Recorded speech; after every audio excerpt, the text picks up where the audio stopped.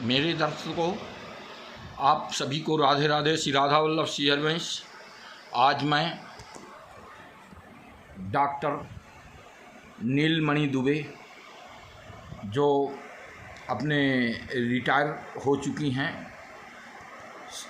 श्री शंभुनाथ शुक्ला विश्वविद्यालय श्री शंभुनाथ शुक्ला में प्रोफेसर रहीं, हिंदी के डीन रहीं और आपने बहुत सारे कविताओं को अपने हाथ से लिखा है और बहुत सारे जो है इनका जो रचनाएं हैं, जो बड़ा सुंदर रचना। तो मैं आपसे सबसे पहले तो ये प्रश्न करना चाहता हूँ कि आपका बचपन में स्वभाव कैसा था? चंचल और सरल। फिर मैं ये पूछना चाहता हूँ कि शिक्षा का क्षेत्र आपका कैसा रहा? शिक्षा औपचारिक रूप से नहीं हो पाई। 5वीं से पढ़ाई शुरू की रेगुलर, और फिर MA LLB PhD किया। तो निरंतर आपके मार्क्स जो हैं कैसे रहते रहे? प्रथम श्रेणी के रहे। एक आध बार 6वीं 7वीं में आए द्वितीय श्रेणी, फिर प्रथम श्रेणी के मार्क्स रहे। हायर सेकेंडरी BA MA तीनों कक्षाएँ प्रथम श्रेणी में उत्तीर्ण की। फिर आपका शादी होने के बाद का जो है सर्विस में आए कि पहले आ चुके थे? जी, 1981 दिसंबर में मैं एडहॉक सर्विस में आ गई थी। उसके पहले 1980 में भी मैंने संस्कृत महाविद्यालय कल्याणपुर में कुछ दिन काम किया, 4 महीने तक। और शादी मेरी 1983 में हुई, तब मैं सर्विस में।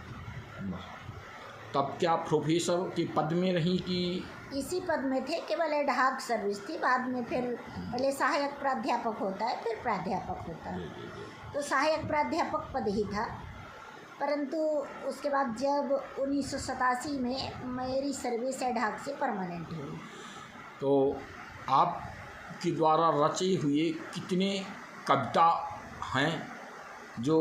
जब मैं 9th पढ़ती थी तब कृष्णार्जुन संवाद लिखा था, श्री कृष्णार्जुन संवाद खंड काव्य, और वो 1974 में 10th में प्रकाशित हो गया था।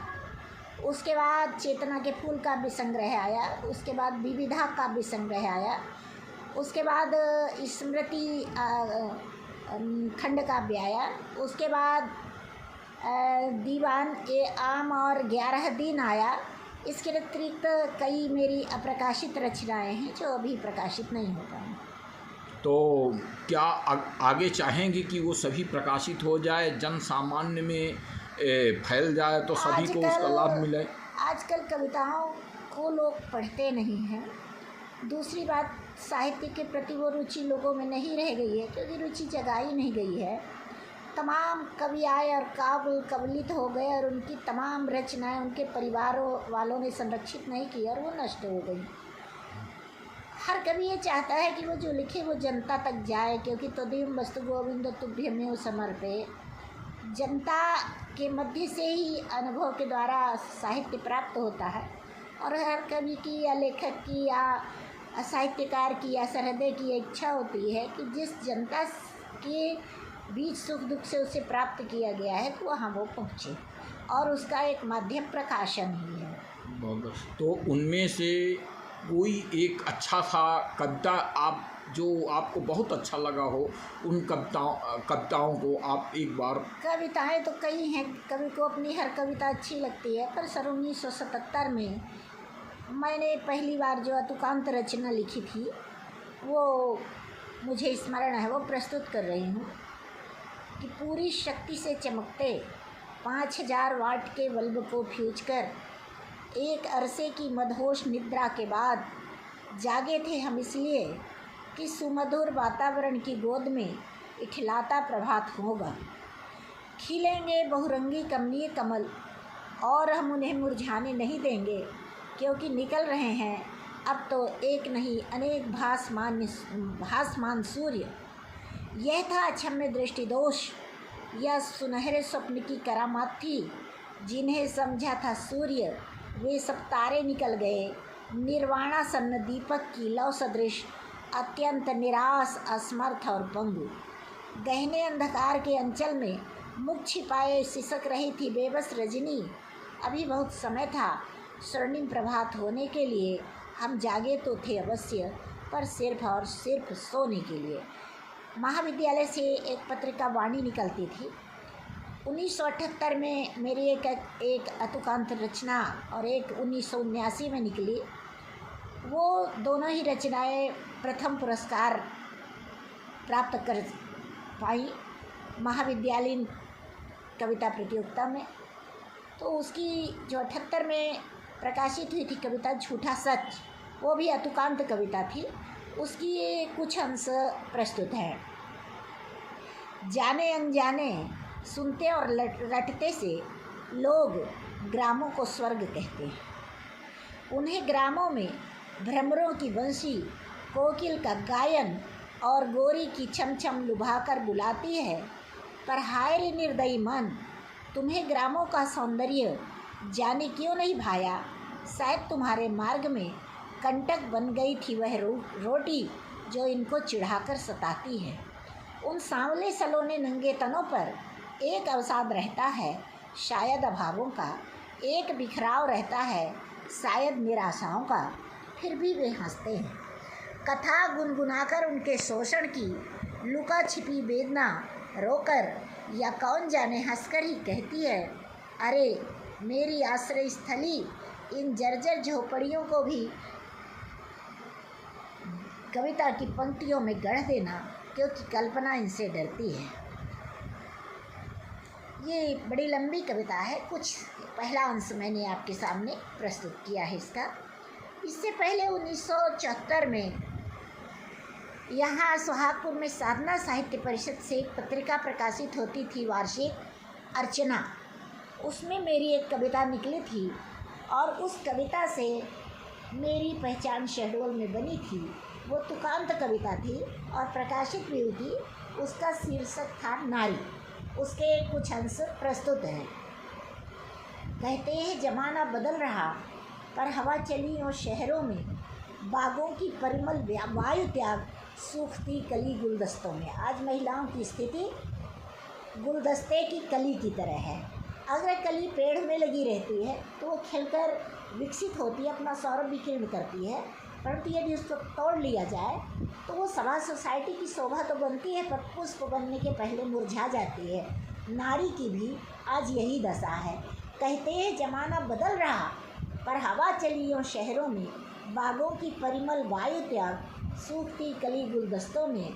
महिलाएं पूर्ण अशिक्षित हैं, ग्रामों में दृष्टि जहाँ जाती, ईर्ष्या शंका व रूढ़िवाद फैशन में है निमग्न नारी। माँ बाप की नज़रों के आगे अब लड़की भार स्वरूप हुई। इस लेन देन के चक्कर में पड़ा आज खूब मंडूक हुई। पग पग पर कंटक चुभते हैं, फिर भी भारी परवसता है। सामाजिक ताने का भुजंग कोमल हृदयों को डसता है। ऊंचे कन्या के मनोभाव पर कोई ध्यान नहीं देता, उसके विचार सब टूट रहे, कोई सम्मान नहीं देता। नारी की दशा हाय कोई हत्यारा देख न सकता है, बेशक वह हत्यारा ही है जो कोमल कुसुम कुचलता है। समाज के इस दुर्व्यवहार को क्या कन्या कर सकती दूर नहीं, कितना ही मन हो उसका क्या, इच्छा होगी भरपूर नहीं। ऐसा घृणत्वमय अनाचार बोलो कब तक चल सकता है। अंतर मन चीख पुकार रहा तो मुख भी तो खुल सकता है। नारी का वही विशाल हृदय जो दया प्रेम भंडारी है, उसमें ही उठती अब ज्वाला, वह बनता क्रांति पुजारी है। अंतर मन का यह चीत्कार लाएगा भारी परिवर्तन, गूंजेगा जिससे दिग्मंडल, हिल जाएंगे जड़ चेतन। जो नारी अंधकूप में है वह प्रगति मार्ग पर जाएगी। अंधे समाज को के नेत्र खोल दिग्दर्शन ज्योतिर्मय लाएगी। जब दृढ़ प्रतिज्ञता होती है तो कंटक बोध नहीं होता, चिंगारी ज्वाला बनती है तो कोई रोक नहीं सकता। बीते दिन अत्याचार हुए पर अब तक नारी ठंडी थी, अब ज्वाल बनेगी वह नारी जो पहले भी रणचंडी थी। लज्जा रूपी यह कमजोरी अज्ञान बढ़ाती नारी का सबके सन्मुख वह झुकती है, अपमान कराती नारी का मेरा मतलब यह नहीं कभी नारी लज्जा से दूर रहे, पर यह भी नहीं चाहती मैं हरदम उससे भरपूर रहे।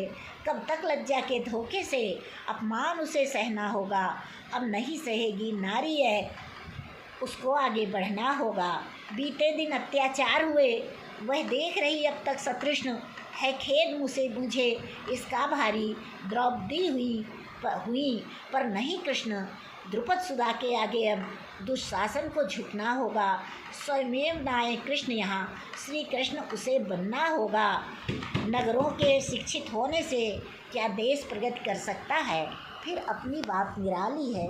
भारत ग्रामों में बसता है, इसलिए प्रगति यदि करनी है तो ग्रामों का उत्थान करें, अंधानुकरण की नीति त्याग, सामाजिक कल्याण करें। ये कविता जितनी तब 1975 में प्रासंगिक थी उतनी ही आज भी है। बहुत बढ़िया।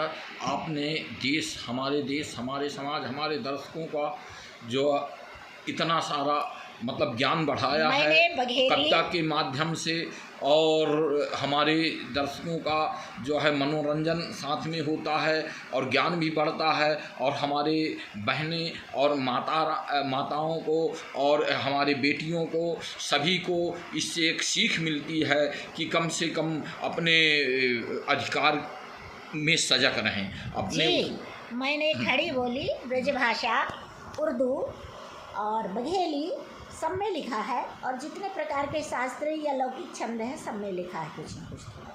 बहुत बढ़िया। आपको आज मैं धन्यवाद देता हूं और आपके चरण छूकर मैं ये प्रणाम करता हूं और आपको सम्मानित करता हूं, क्योंकि आप हमारी बड़ी बहन हैं और मैं सबसे छोटा भाई आपका हूं, और आपके पास मैं बहुत खुश होता हूं। आपको देखकर आपके साथ में रह के गौरवान्वित होता हूं, और आपकी कृपा पा के तो अति ही गर्वान्वित बन चुका हूँ, इसमें कोई संदेह नहीं। बस आप सभी दर्शकों के आगे राधे राधे, राधा वल्लभ सिंह, जय श्री राधे राधे।